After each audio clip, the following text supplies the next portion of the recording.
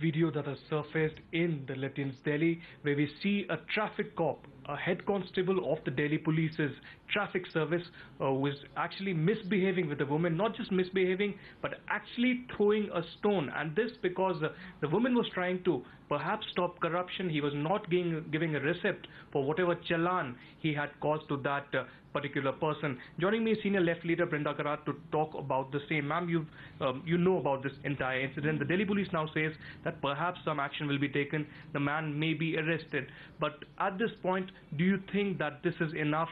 Will this convey a strong message to the society and perhaps to the system that all needs to work smoothly according to the law?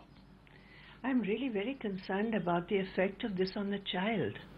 Because for a child to be riding pillion with your mother and then to be pulled aside and then literally assaulted both verbally and physically by a person in uniform, it's a very frightening experience for a child. And it's absolutely clear that this person in uniform, the policeman in uniform, has to be punished immediately. I heard that they have suspended him immediately, but a uniform cannot be a shield against the other aspects of the law, which is physical assault on a woman and a child. And therefore, there's no doubt about it. He has to be arrested. The case, criminal prosecution has to be put immediately against him. And then as far as suspension is concerned, whatever the police rules are, he'll have to go through that.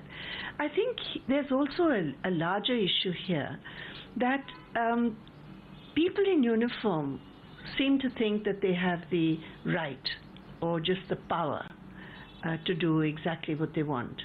And in Delhi, we have seen many cases of corruption.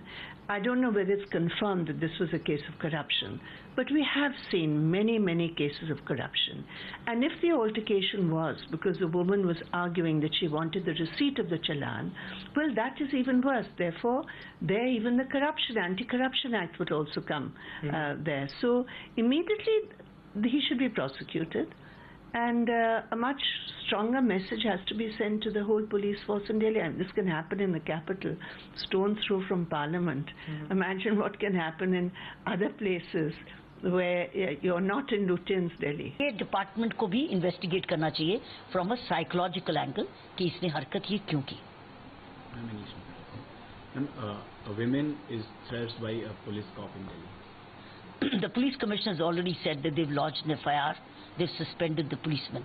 I would think that they need to take it a step further and compulsory retire this head constable. Let him face a criminal charge, whatever it will be, because such people cannot be relied upon in such security agencies. These are high security agencies, and you cannot have such angry, stressed out, unprofessional policemen in the service. And that will be a larger message to the public service as a whole. Not just a policeman, but a public servant as a whole. That if you misbehave like this, you will lose your job. Secondly, I think they need to also get him studied and analyzed. Why did he do this? What was his trigger? What was he after? After all, he knows that what he's doing, it's knowledge that what he's doing is wrong. Why did he do it? Despite the pressure, despite the watch, despite the training, despite the briefing, and despite so much of visibility and exposure, why did he do it? The why will tell you what all are the issues which they can then include in their daily briefings or trainings or otherwise, so that public servants do not do this. Ma'am, personnel are regularly committing suicide and doing this kind of behavior. What do you think, what can be the reason of this? That is exactly what I'm saying. That the psychological analysis of the possible causes which this head constable has indulged in violence and also an act of bribery, if that, because act of bribery is not visible on this. What is available on the news clip is that he's picking up a stone and he's attacking the woman, so, or the girl. I do not know. That's not clear. That is visible.